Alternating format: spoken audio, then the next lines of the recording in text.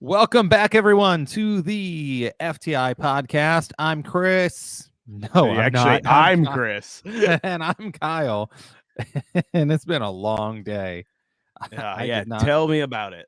I did not sleep well today. Yeah, I heard you guys had a lot of people off Yeah, because they got confused to when their spring break is.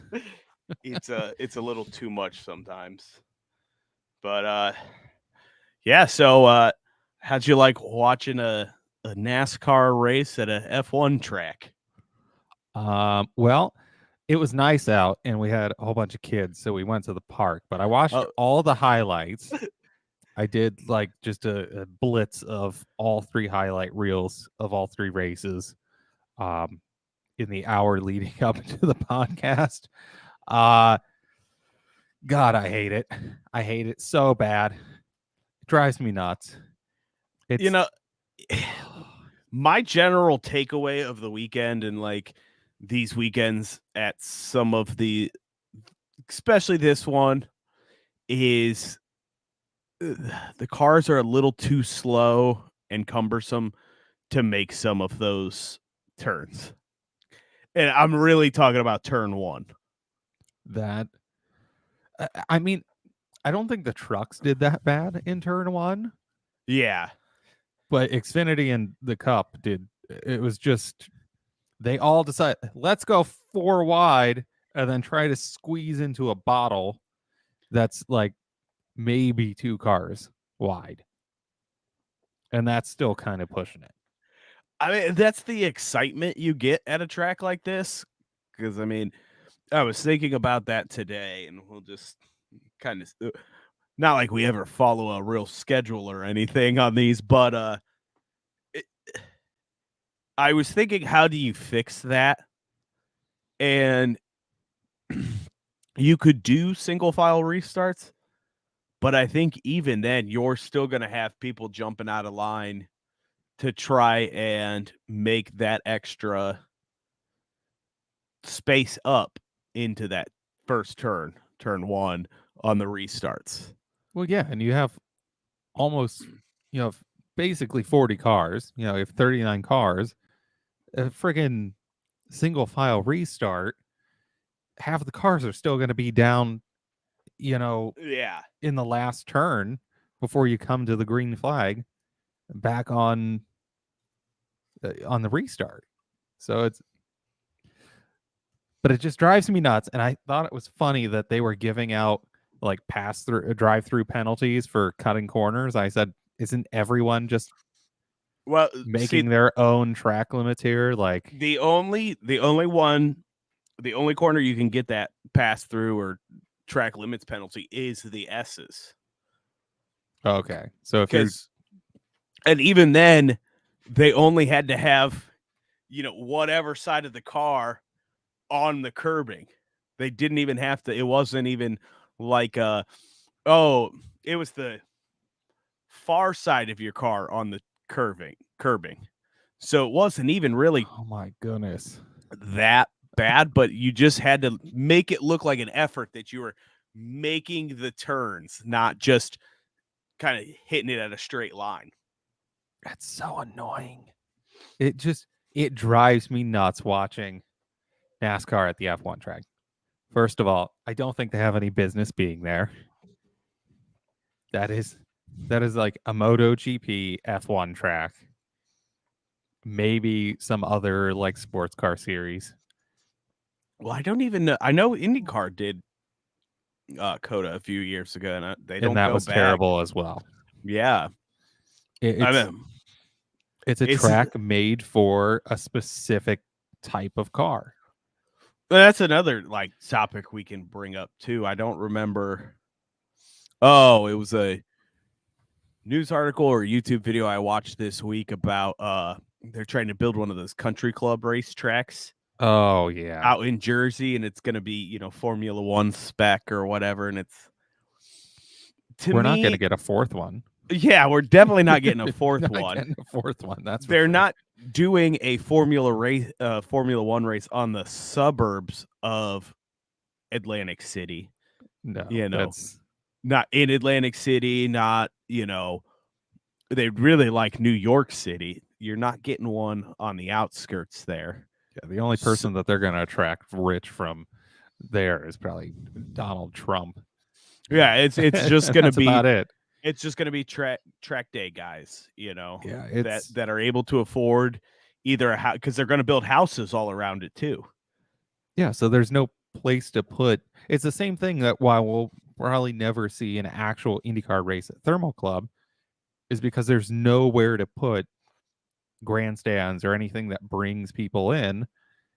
And F1, I mean, what are they going to do? Rent out everybody's house that's there Yeah. and sell it to just a whole bunch of. Well, hey, you could do what they're doing in Vegas and buy a general admission ticket somewhere under $500 with no view of the race.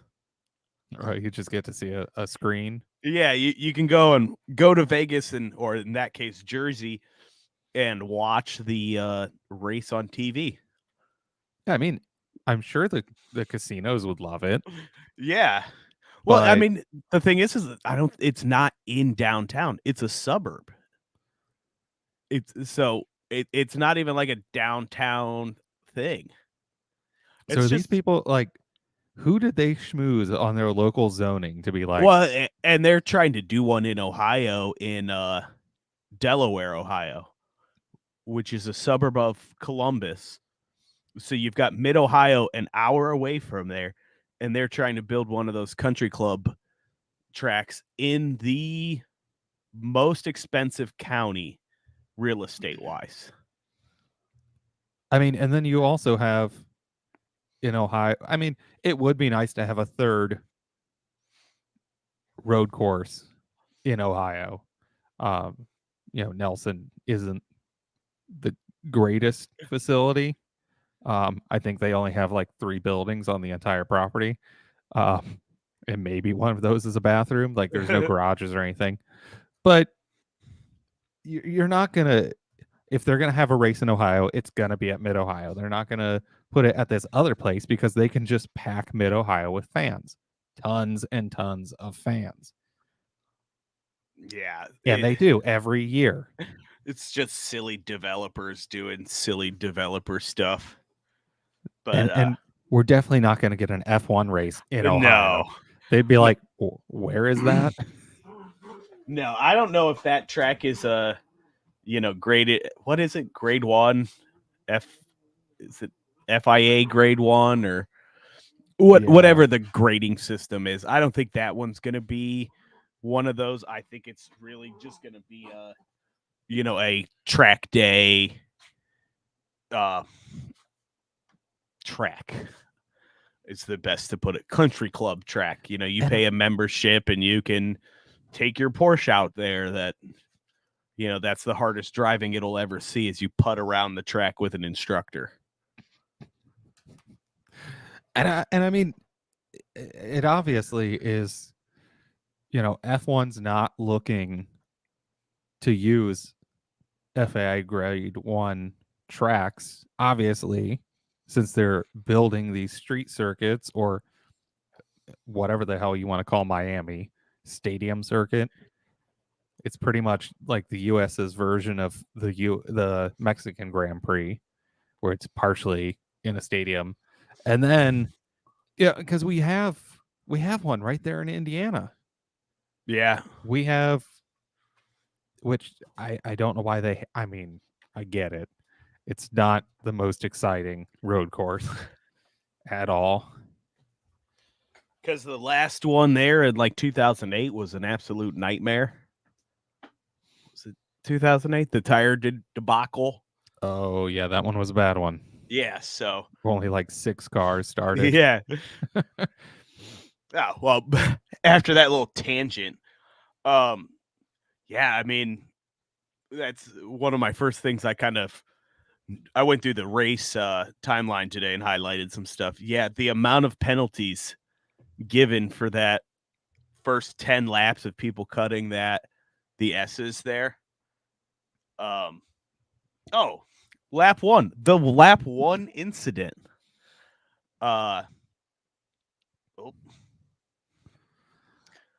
The 6 and Was that 17 spin, and the 77 takes out Jimmy. of course. Of Lap course one, Jimmy goes out lap lap 1. one, Jimmy goes out. He was so excited for this race. It wasn't his fault though. Yeah. Um, but yeah, that leads to few people getting penalized for that cutting the course. And if you think about it, I mean, that's a pretty big penalty there, a pass through penalty. I mean, you're not losing a lap like other tracks, but it's got to be 30 to 45 seconds to go down pit road. Yeah, that is a really long. I mean, all F1 pit roads are gigantic. Yeah. So, I mean, you pay the price for, cutting that, cheating, driving big, heavy stock cars on a tight track like that. Um, And poor Connor Daly. I Please get this man a car. I really hope he's making money off of that Floyd Mayweather team, because the cars they're bringing out. I mean, he struggled all day at Daytona. He struggled all day yesterday. I don't even know how far into the race he actually made it.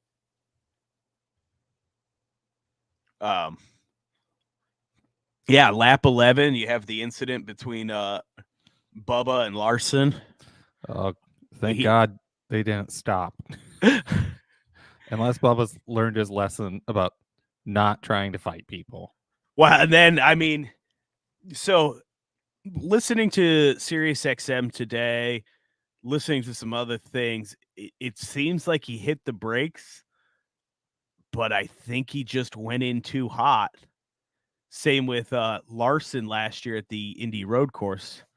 I don't remember if you remember highlights of that, when he missed the corner and just flew and hit Ty Dillon and ruined both cars. So I think Bubba did his best Larson impersonation and ended up taking Larson out.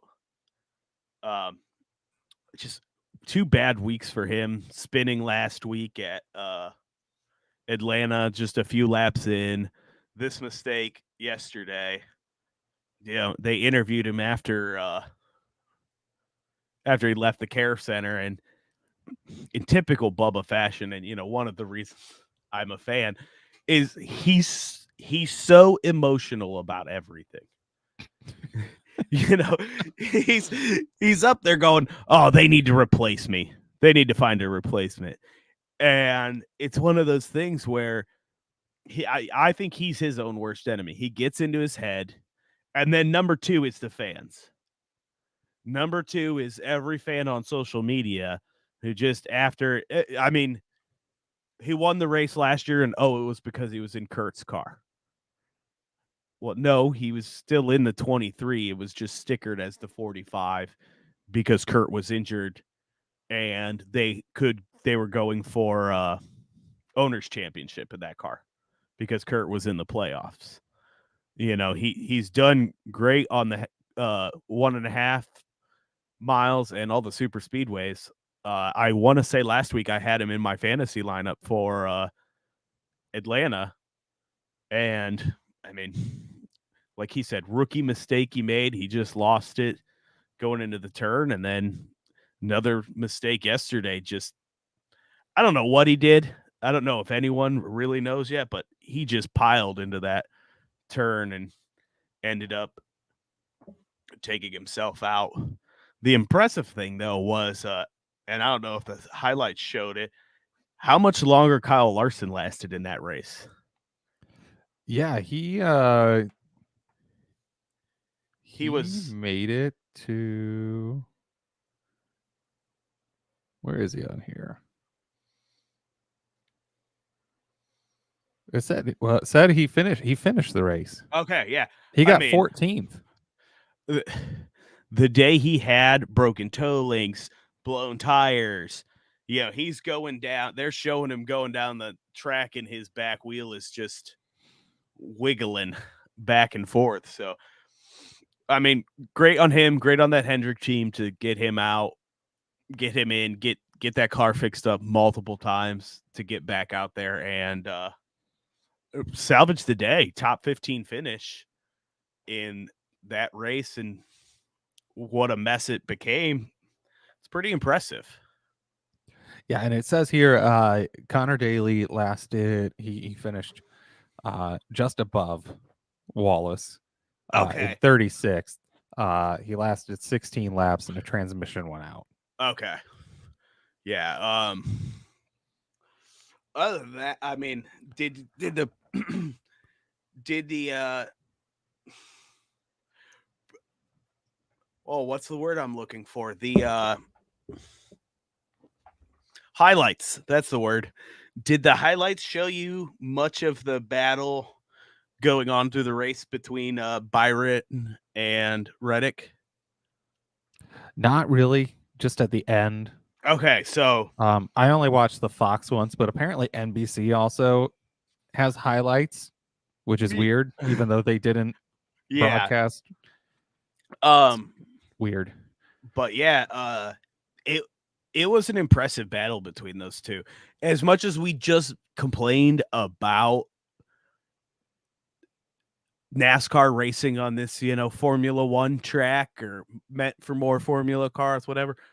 The racing, I don't know if it's this new package on the road courses here. The racing up front and throughout the field yesterday was impressive. It was going to be a great race. I think it was going to be probably the best race of the year so far until that last, I don't know, how many laps does it end up being? 15 to 18 laps of cautions and overtimes and this and that.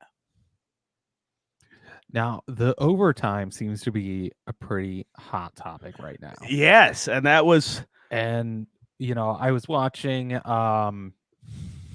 what is it? Outside the Groove Eric on YouTube. Easton. I was watching his video this morning and I overtime is something that's weird to me because of course in Formula 1 they don't do it. It's you have a time limit. You either have laps or time limit. And even if your race is, 75% complete or something, they can just call it. So I don't know why NASCAR, especially on the road courses, just doesn't have just a time limit. There are rules like that for rain or things like that. Like if as long as you get past stage 2 or 50% of the race, they can call it for rain and weather and stuff like that. I was thinking yesterday, yeah, wow, and I know that's the big debate right now. It was all day on Sirius XM.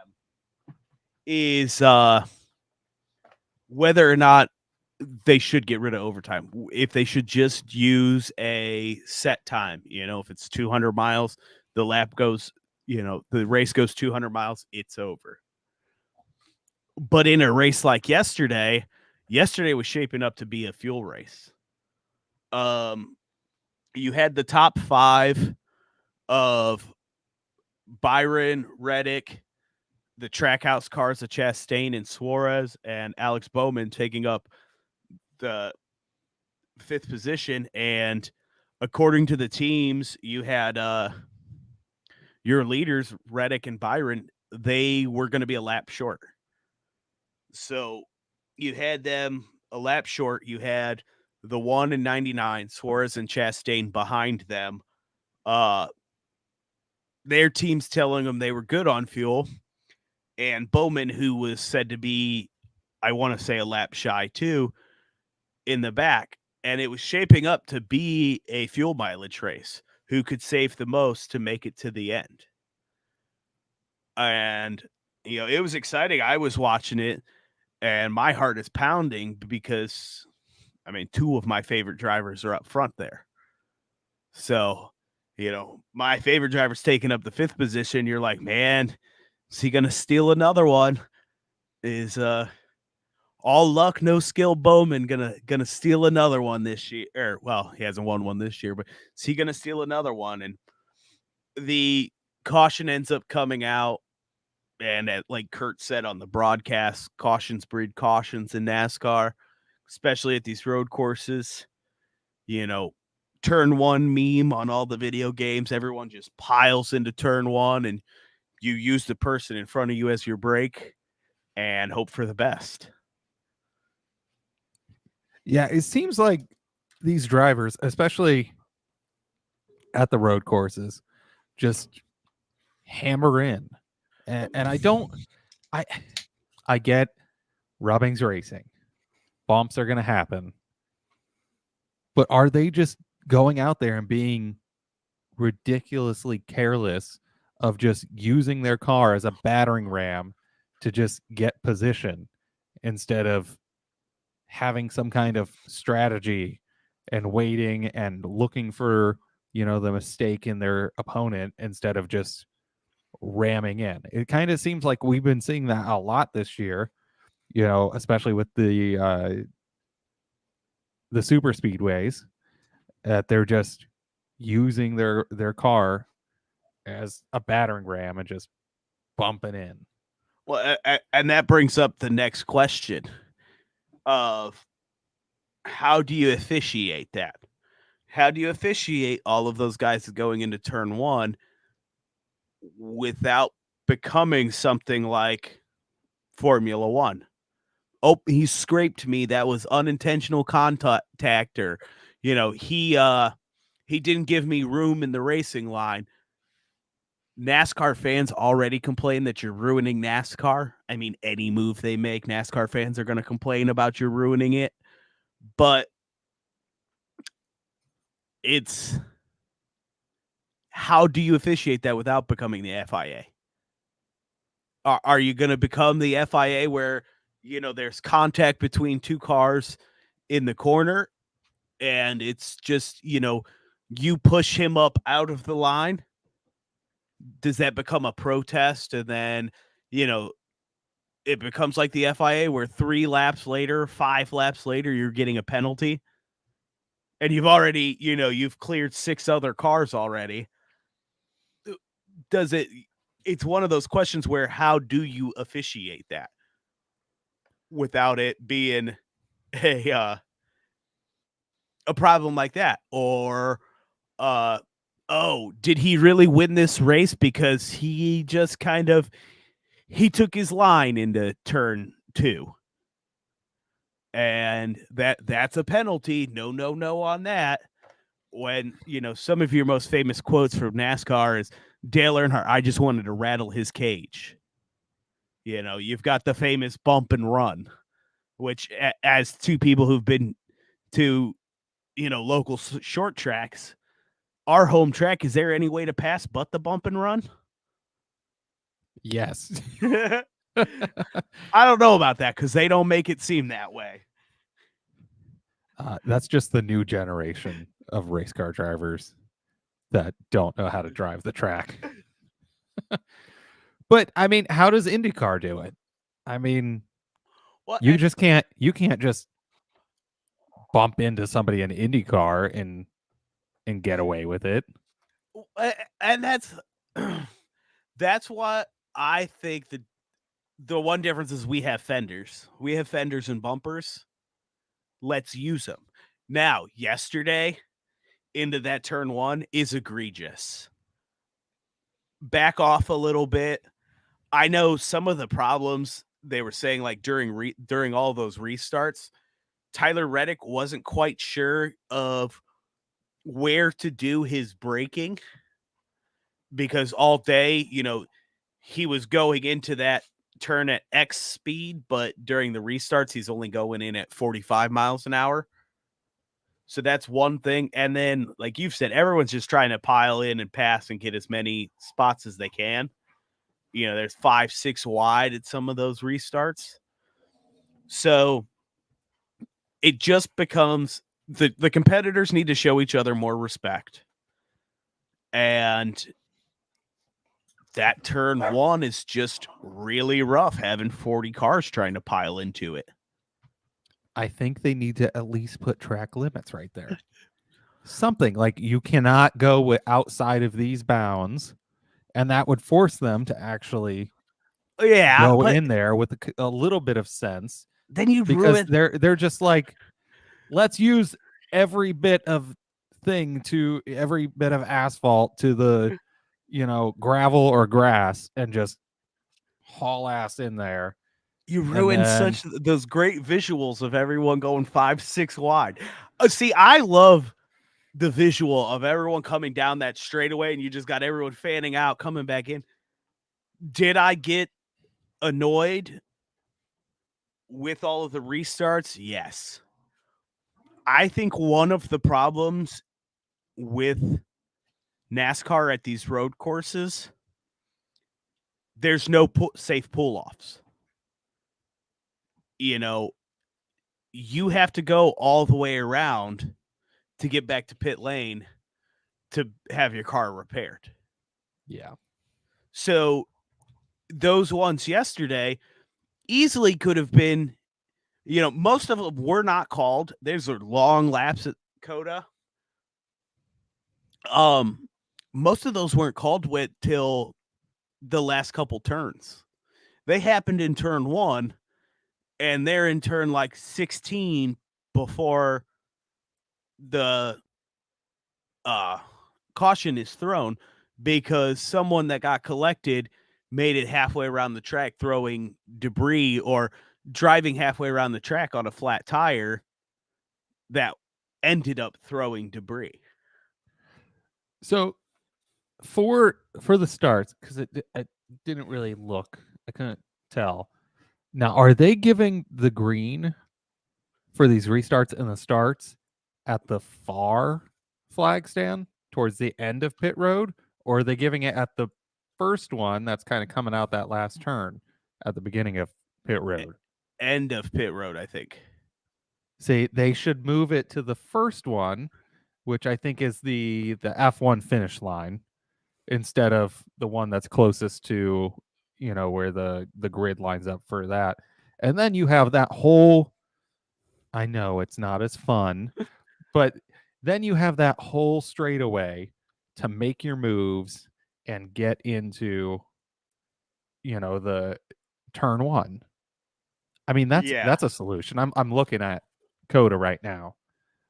I mean, that's a solution, and then you're not shoving everyone right into this not so big turn, and having 40 Yeah. cars trying to do that, and maybe you won't like kill each other. This track had to be designed by Tilka. I think it was.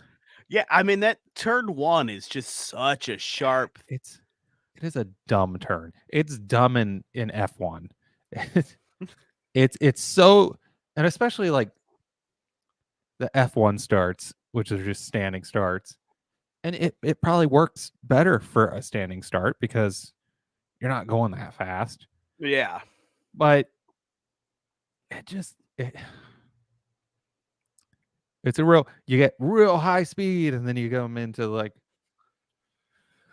really slow, and then you go like, Yeah. and to the point that there's no pull offs. I mean, it's designed to be a track that you just collect the car and go and move on with your day. Yeah. Well, and that's one of the complaints. This is where you And get into the you weird know, technical stuff of NASCAR with I mean, how long were those? You didn't get to watch the race yesterday. Caution laps were, it felt like 10, 20 minutes yesterday. well, they have one here. I don't know what goes on all in the infield, but coming out of turn 6 and the S is there, there's, which I think it's like a modification to shorten the track for other series. Yeah. But you can go in there and you can take the little access Well, road. NASCAR just won't let that happen. It Why? there's like a And then it debate. spits right back. I like know by this the is a medical center and then big goes debate to the pit on lane. door bumper clear every year, especially after some of these caution filled road course races. Is the how long it takes to do cautions, because you have to go around the whole track. You're doing the whole track at 55 miles an hour. You got to do all this time for cleanup, and then you got to stage them, choose cones, stage them, and then one lap after that, and then you can go green. Maybe they should So, just not do the choose your lane for road courses. yeah, I don't know if it. You run where you ran. Yeah, I mean, it didn't Suck it really up. add a whole lot yesterday. I mean, maybe if you chose the inside, you had more room to get out of line You're after not you going to cross be the.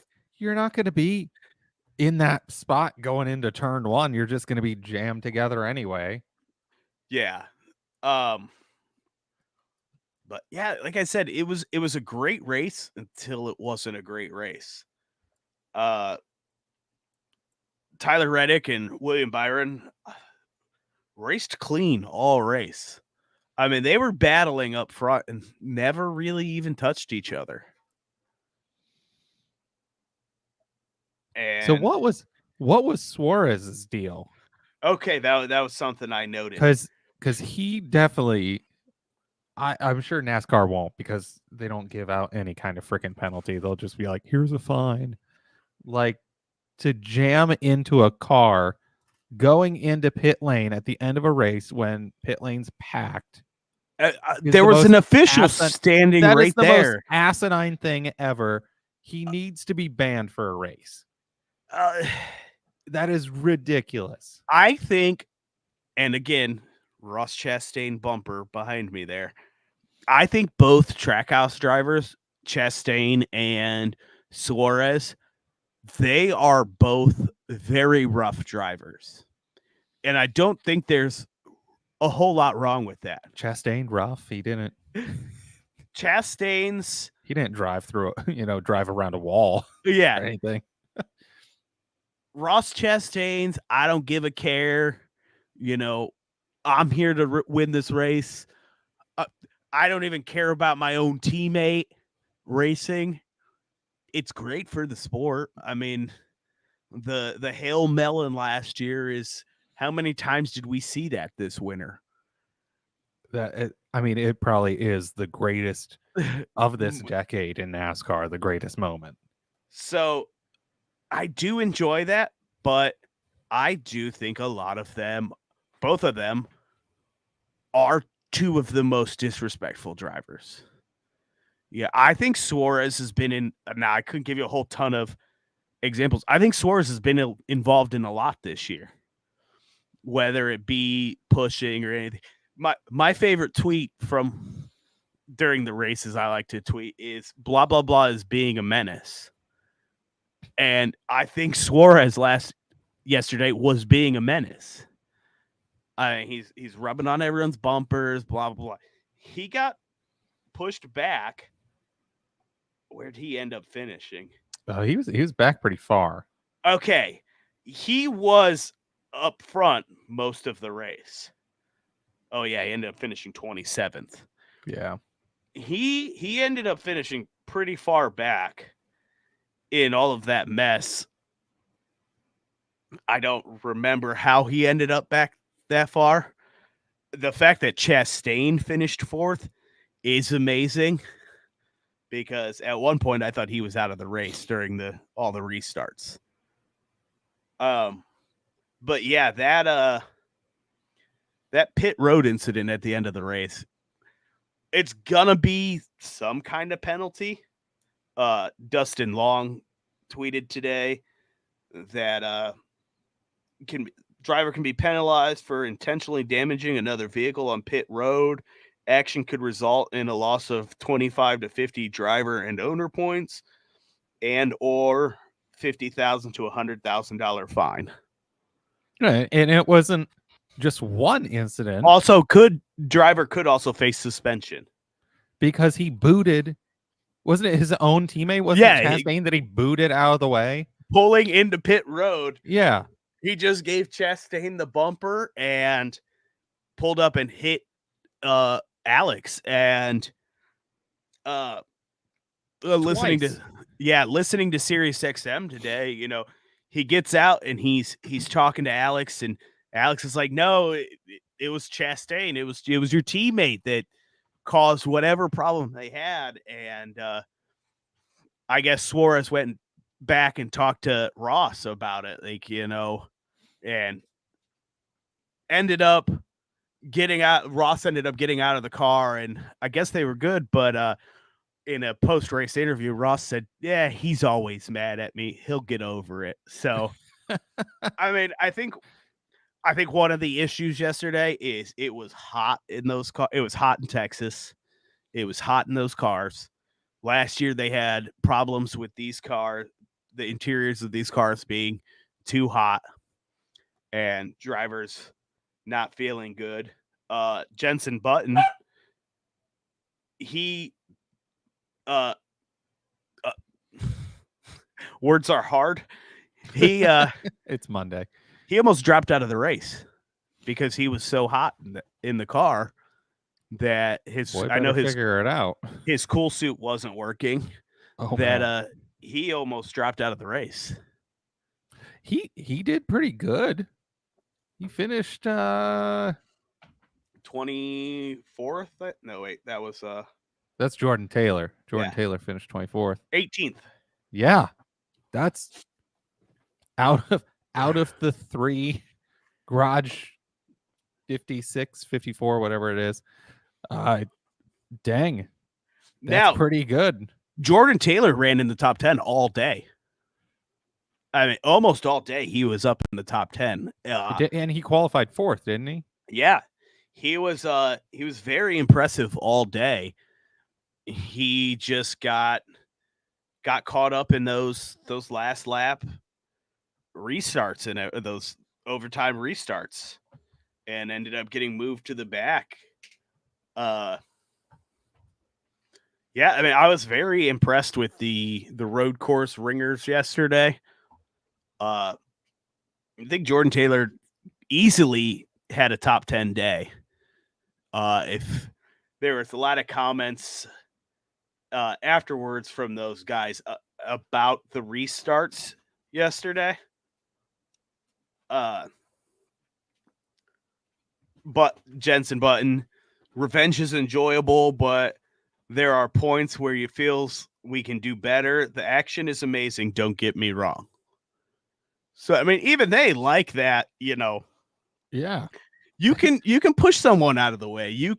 That's why the cars have fenders. But yeah, towards the end of that race, it became too much. Yeah, it was kind of like what we saw at the Daytona 500 towards the end. It just, you're getting anxious, you're in overtime. Well, and you're just tired and you're ready to be done. That's the consequences of the playoff racing. Is the winning you're in way of doing things, is that win is so important that you get it at any cost. If you're in these overtime restarts where you could only have one lap to make these moves, because once they take the white flag, the race is over. You do what it takes to win. That win can put you into the playoffs and can change your entire season. When you're shopping for your next ride and you put playoff driver in there, hey, that's always a bonus there. And I'm sure in their contracts they all have bonuses written in for playoff appearances. But yeah, of course you have Raikkonen, which you win this week because you pick Taylor and I pick Raikkonen. But I mean, you see this man The man that never spoke hardly a word in F1, and you get him in a post-race interview or any interview with NASCAR, and he is just the happiest man. He is just smiling, he's just chatting it up. I don't know if he just loves the United States or just Yeah, hated is he like F1, but Danny Rick and just uh I would still love to see yeah, that Ricardo in NASCAR or preferably IndyCar would be yeah. great, not an oval at a road course. I don't know how good he would do, but I want to go to that event because Yeah, it's I just him being in a place where fans can be like around would be insane. and maybe that's why Kimmy enjoys these NASCAR races so much. Is now I've never been to an F1 race, so I couldn't tell you the atmosphere there. But Dry. the atmosphere at a cup race is always the most exciting. I mean, every year that I've gone up to Michigan, I've taken my roommate who's not a NASCAR fan. They grew up watching it, but nowhere near a fan at all. But every year they have a blast. Every year it's like, oh, we got to do that again next year because everyone's so nice. No one cares about anything but just having a good time and watching the race. You're meeting real people on the grid, not some celebrity who has, knows nothing about the sport. It's not celebrities walking the grid pushing away Martin Brundle.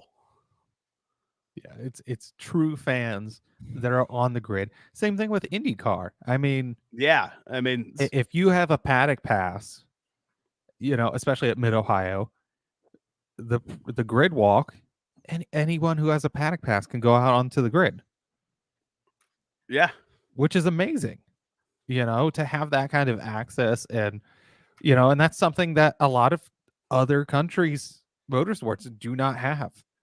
It's something very unique to the Americas that we have these open paddocks and where fans can pay to get in, or with IMSA you can just get in with yeah. your ticket and be around these cars. And at no point at the IndyCar races do I feel like I couldn't just go talk to one of these drivers, Yeah. like they're some kind of unapproachable like celebrity superstar, and most of them are.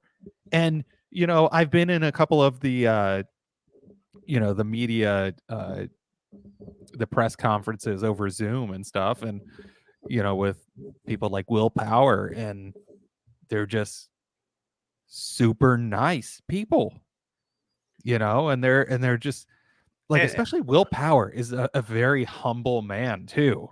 I think that's where IndyCar and NASCAR go wrong sometimes is they don't promote these people. They don't promote who these drivers really are. You especially NASCAR, you watch the and okay, especially NASCAR, you watch the interview, they're just kind of, oh well, we went out today and my team tried the best and blah blah blah. It's a dry interview. One of the reasons Bubba and Alex Bowman are my favorite drivers is they'll just tell you, I was garbage today. I don't know what I did wrong. I always joke that they're just emo guys, emo boys driving the cars because they're just always, it's never just this, oh the team. I mean, they always think they're teams and sponsors, right? But it's not just that interview of, oh well, the team did great today. We were just off. It's not just the milk toast.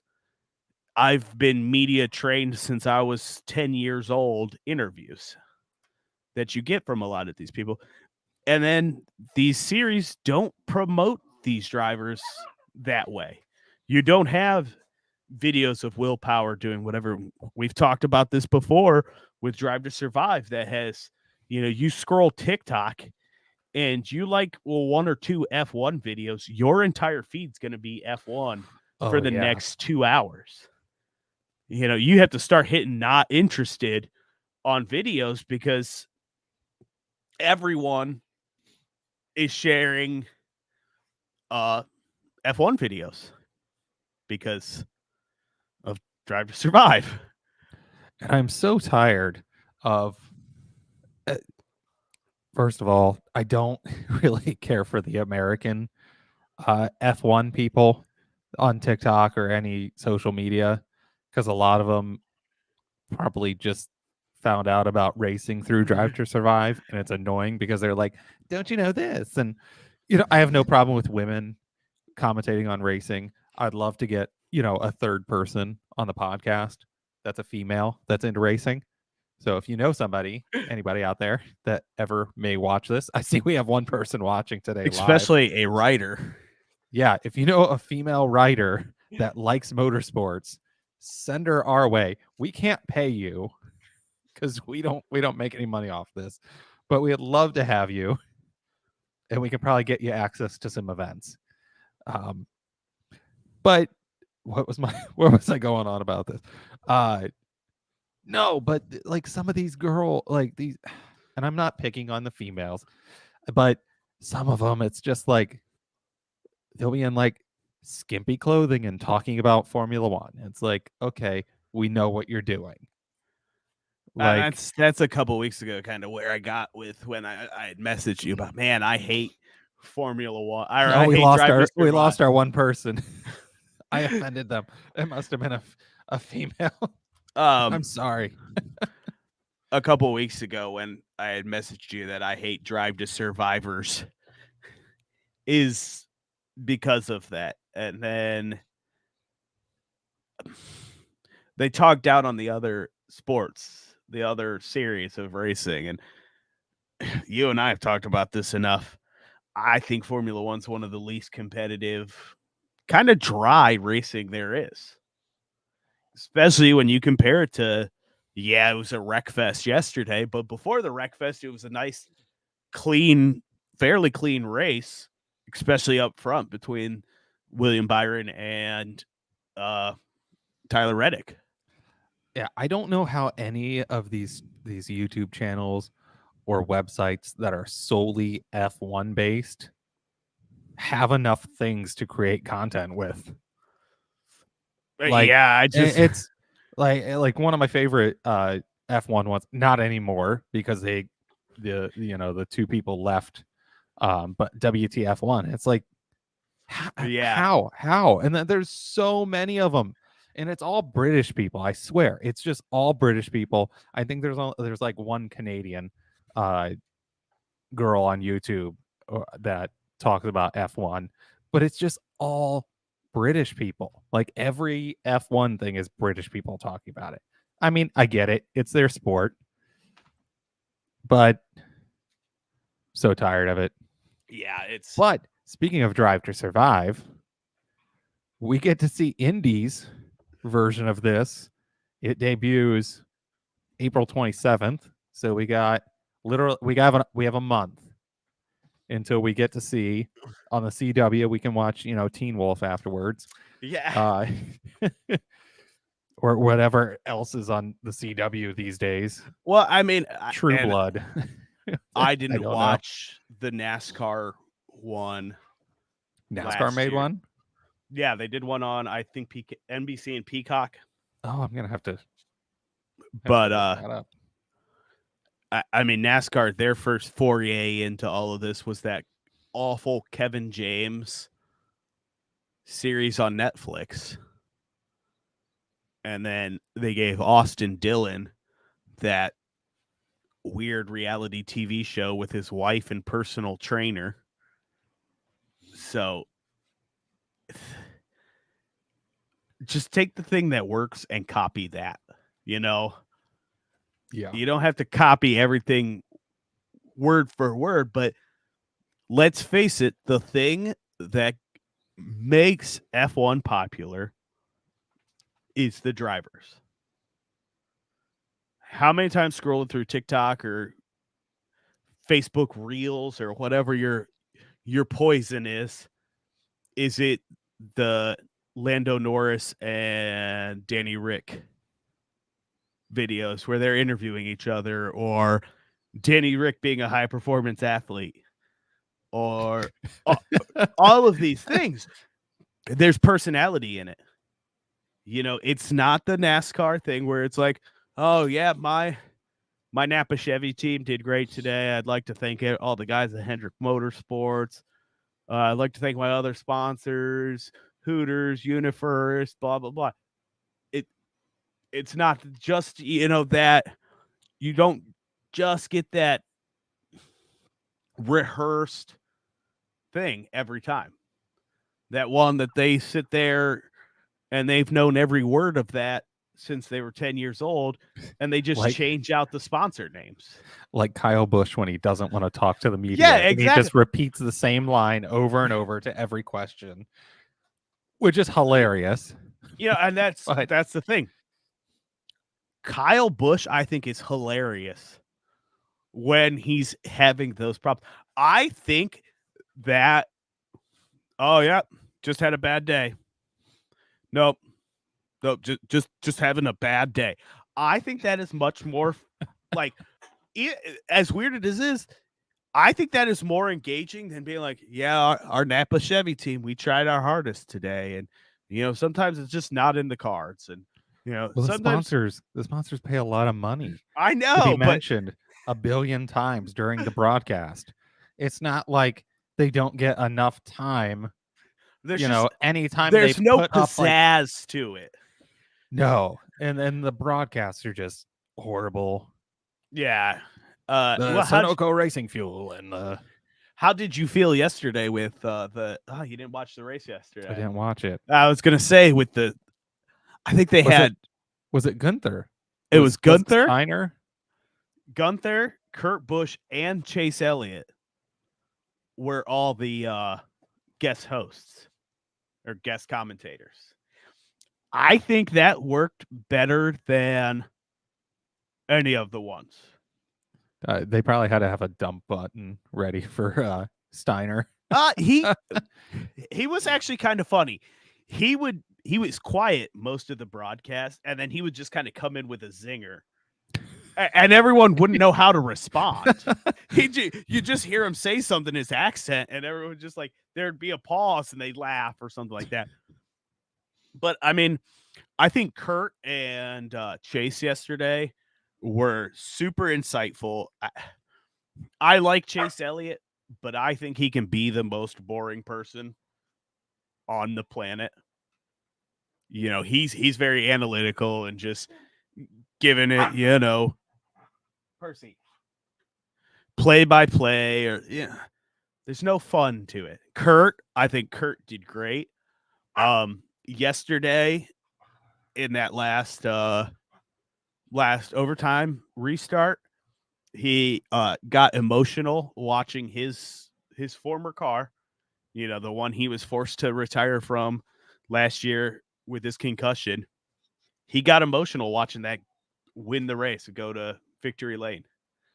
And I think that human aspect of it, like I said, with Bubba being like, they should find a new driver because he's just had 2 bad weeks, and we've all had that, like, I'm the worst he's had ever. More than 2 bad weeks. Yes, he's had quite a few this year, but which sucks. And that's a 2311. That's like their signature at this point. This is their 3rd year racing, and every year they've gotten off to a bad start, and it's just like their signature. Summer months roll around, they'll start clicking, but hopefully they can turn it around. He's got Talladega coming up, which is one of his strong tracks. He's always good at the 1.5 miles. So I think once he gets out of his own head, he can do it. He's done it. He just needs to get out of his head. But that's why I like drivers like Bubba and Bowman. And I hate to say this as a NASCAR fan, but even more Kyle Busch there's personality there. It's not the just normal, boring, here's my list of sponsors. We did great today, you know. Now a good series. I don't know if you've seen it. I think it's on Prime Video, but it was the one on Scott Dixon. No, I don't think I have. Um, it's something on here.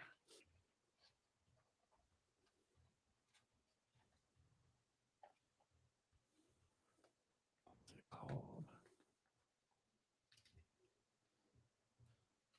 Oh, Born Racer. Oh, okay. I don't know when it was made, but it's older. But it's really good. Yeah. From 2018. But it's really good, and you get like the emotion and everything, and and then it sets up the battle really good between Penske and Ganassi. But it's good, and then it shows like the side of his wife who's nervous, especially Yeah. this was pretty close to when Dan Weldon had his accident. So it was a good series. I mean, it was just a documentary. Its runtime is hour 28, but it was good. Yeah.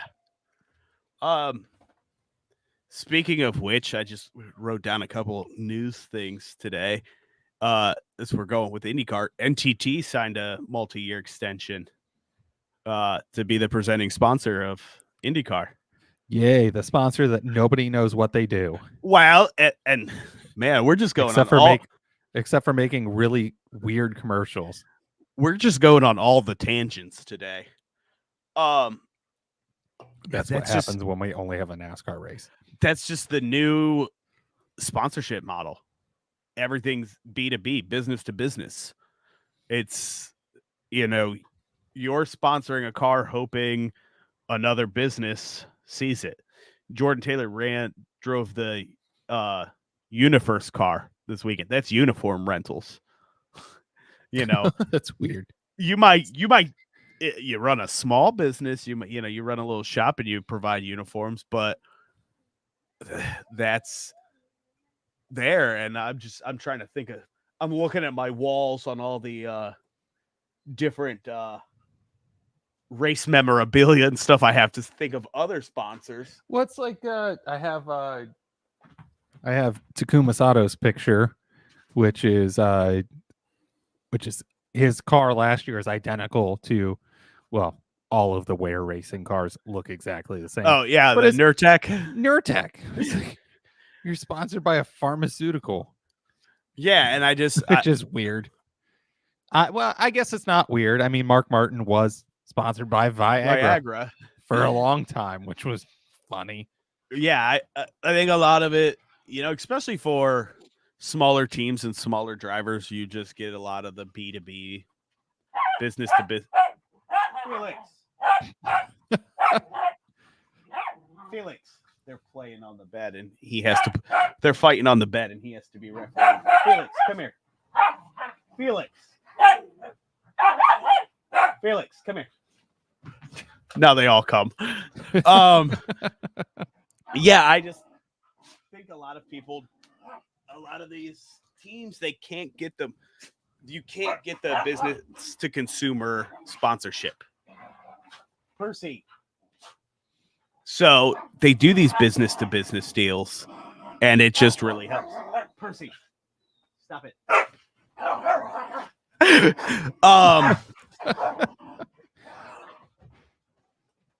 Oh, these dogs are crazy, man. Felix is wrapped in my headphone. Other things. This week at Richmond, they're going to run a wet weather package on the cars. Is it forecasted for rain? I don't know if it's forecasted to rain, but this is NASCAR's new attempt at rain racing on short tracks. So just in case it rains. Just in case it rains, the cars will have... So what's that? They just shove the windshield wiper on? I think they'll have them on at the beginning of the race. it might be a decision thing where, like, if you can have it on or you can have it off. So are they offering now a grooved tire? There is a groove tire, Is there a like on a grooved tire? road course, Okay, so but they won't use it in actual rain. it's They just will. if the cars if the track's wet.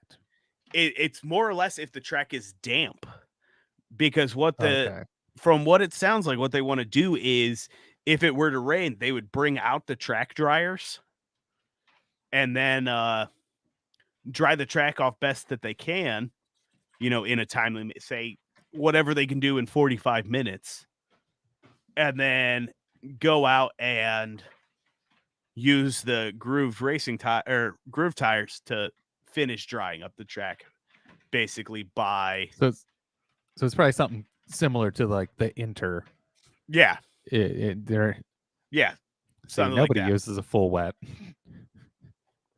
And then I'm sure you saw in the all the highlights from this weekend, Zane Smith almost burning his truck to the ground.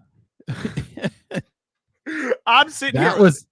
That was interesting. I didn't get to watch the Xfinity race, and I had the truck race on the radio as I was doing things around the house Saturday. And I just happened to turn the TV on and maybe catch the last like 10 laps of the race. And I'm sitting here watching that thing. What took the officials so long to get to that thing with all of those people around? I mean, that could have been dangerous. Yeah, those were some big flames coming out there. Yeah. I mean, impressive. He truly did burn it down. And then the last little thing I had written down and been thinking about this, Danny Ricciardo has the same points as Lando Norris and hasn't even raced. I know I've just heard that a bunch, especially on TikTok, and I know you as a McLaren fan it just warms your heart. It is killing me that McLaren is just a tractor this year. The Ferrari was a tractor last year, and now the McLaren. It's the beach ball that just keeps spinning. If I'm gonna go off on another tangent, that's Newton. That's one of the things I think with Formula One, and I think we've talked about this. Newton, come here. I think we've talked about this every time we've talked about Formula One. Is I really enjoy the idea of everyone building their own car, but it ends up being something like this. Yeah, it becomes. It just becomes a mess.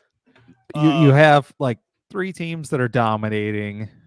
One team that completely dominates, and then you have like 2 more that are competitive, and then you have a midfield, and then you have like a team that just sucks.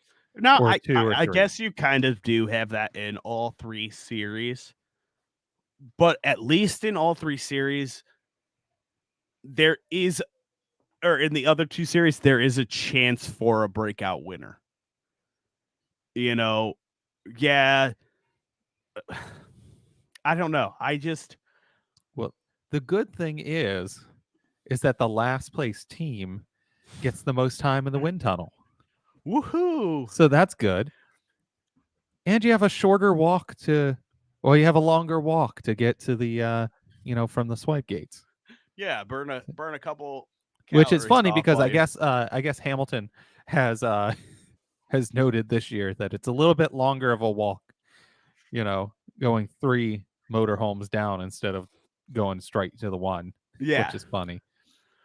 And then last little thing I wrote down, after yesterday's race and everything else going on, Alex Bowman is only 13 points out of the playoff cutoff line, off the cutoff line, despite that 100-point 100-year ban. 100-point penalty this year. That's pretty And impressive. yeah, They needed that second place. Yeah, second place. They needed that bad. and Hopefully he can. Oh no, third place. Sorry, third place. I think it just shows there was a debate at the beginning of this year, end of last year. He was the only Hendrick driver that wasn't re-signed yet. Now, Byron has the 2 wins this year, but I think Bowman has only finished outside of the top 10 once this year. So it just shows. Felix, come here. It just shows. It's funny. We just talked about domination and everything, and now There I'm goes talking Hendricks. Yeah, then there's Hendrick. But the thing is Hendrick's 2 stars this year. 2 big stars, Elliott and Larson, are not doing well. But yeah, both Elliott's seem to be, out, Yeah. but Nowhere Larson to hasn't been doing the greatest this year. Yeah, I mean, But I think thank goodness for Allmendinger that he won the Xfinity race. yeah, Because it's he didn't come anywhere close to winning the well, Cup and he race. was another one yesterday that did Newton. He did great all race long and just lost it in the end. Newton. Yeah, all right, before these guys get too impatient, let's move on to fantasy. I've been really sucking at fantasy lately. Dude, I mean, yesterday. I just keep forgetting about it. Oh, did you which is forget bad. again? I did forget again. And then by the time I went in, it was already stage 3. And I was like, crap. Yeah. So I'm going to be like locked out of using any of these drivers. So yeah, I didn't do the greatest. I hate this app. Okay, league. You know what though? You're still 140-ish points ahead of me. That is just because of the Daytona 500. I'm Yeah. sure. I wish I could go in there and delete it so that way it's fair. Yeah. Well, let's see. Yeah. So if you go to the one section there, you can click on the races. Oh yeah. And you beat me by quite a bit on this one. And yesterday you beat me at Atlanta because I just didn't do it. I beat you at Phoenix. So that's something. You beat me at Las Vegas. Oh, yeah. Let's see. And I beat you at Auto Club.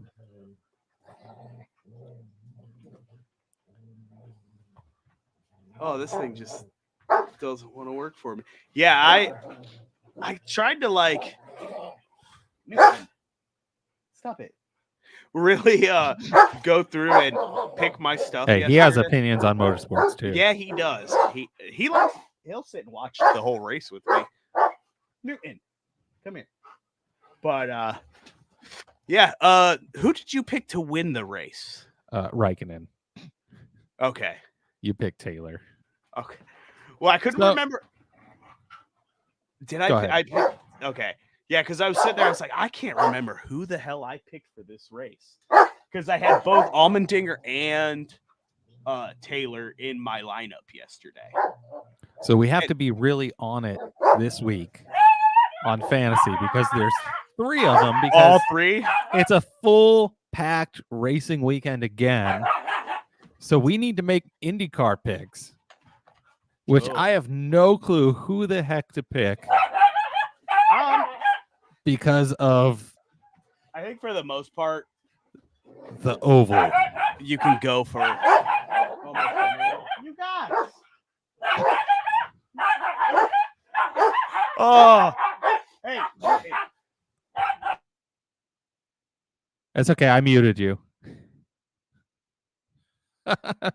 Sorry, guys. If you're if you're listening on the podcast, um, we don't do anything special here with editing, except for put little filters on the audio. Uh, but this is live. This is what live is. Uh, sometimes the dogs like to. It's up more.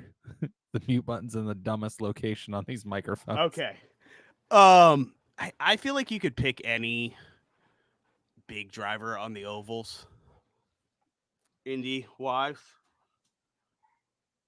Oh yeah, we're going to Richmond this week.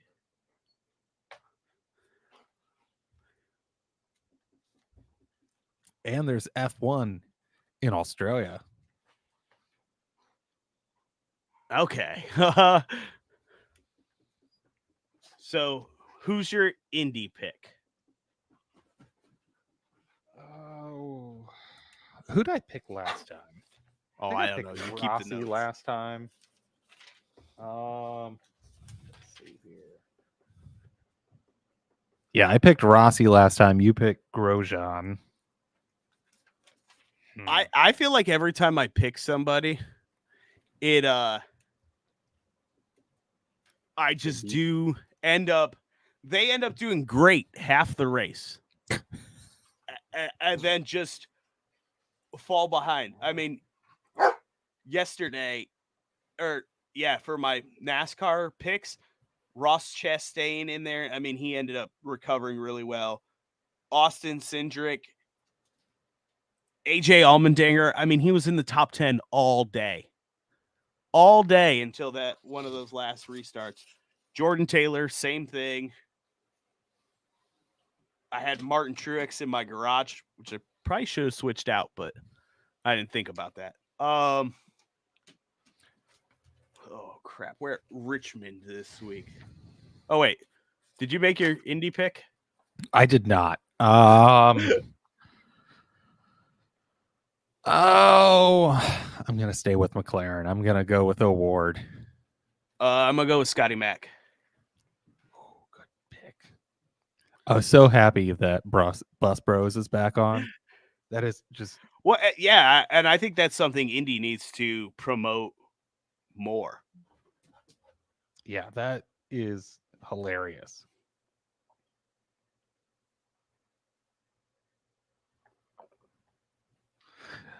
So F1.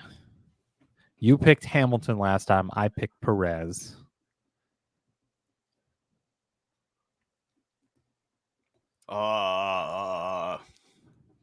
Not in my mouth. I'll go with Alonso. All right, Alonso. That's a good pick. I'm going to go with Russell. He's been beating out Hamilton at least. Will he win? Probably not. But he could. There's a chance.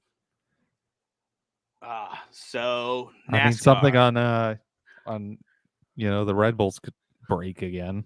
Both of them at the same time. They'll just both spontaneously like they did at the combust. beginning of last year. They'll pull a Ferrari and just break. Yeah. All right, NASCAR. There's so many drivers to choose from. Oh. Gosh, who do I want? Oh.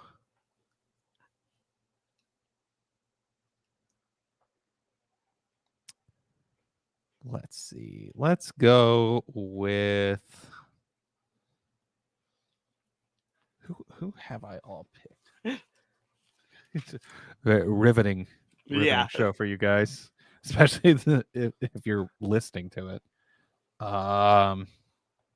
Okay, so I've picked Bell, Larson, and Reddick and Kimmy. You've picked Bubba, Harvick, Blaney, and Allmendinger. Wait, that's who you picked. Yeah, I thought picked Allmendinger. Okay. So I beat you. Yay. No. Yeah, I did. Yeah. Yeah, I was gonna say I think it was by a couple I spots. thought you picked Taylor. I think we just. I think that was on the road course ringer thing. Oh, okay. I'm gonna go with Priest Ooh. because I have no clue if he's good on You know, short well, tracks or not. But no, he would be a short track ringer. He's a late model guy oh, or modified. I think it's modified. I mean, maybe Barry might. Is Barry I was racing the just gonna 9 this say. week? I was just gonna say. I'm gonna go with if you're gonna go with Priest, I'll go with Barry, and we'll just go with short track ringers this week. Because I was about to say he's a late model guy, isn't he? Yeah, yeah. So I'll go with Barry this week. All right. Yeah, this is how he spends That most should of his be time. just. He's like a little baby. Yes, he's For those 100% listening to the podcast, Chris is playing with his wiener dog, But yeah, Felix. anything else this week?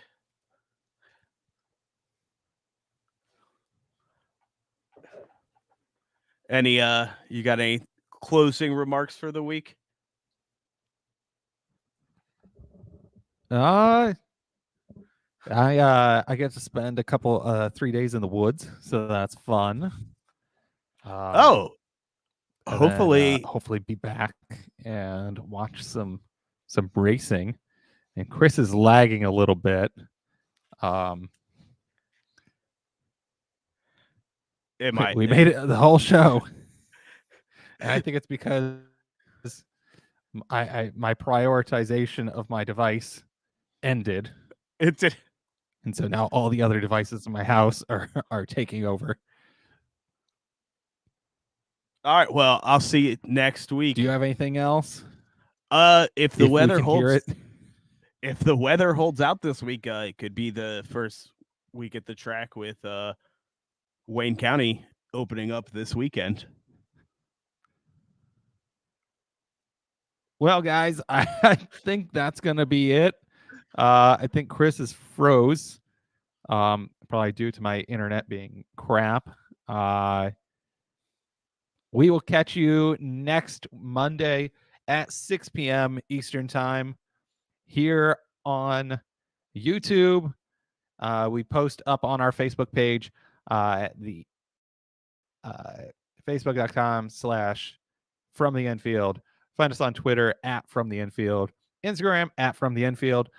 If you need a photographer, check us out at Ohio Motorsports, at Ohio Motorsports on all social media, and motorsportsohio.com, fromtheinfield.com. I've been Kyle. Chris was with us, and we will see you next week. Enjoy your weekend racing with Formula One, NASCAR, and IndyCar, and we will see you guys Monday.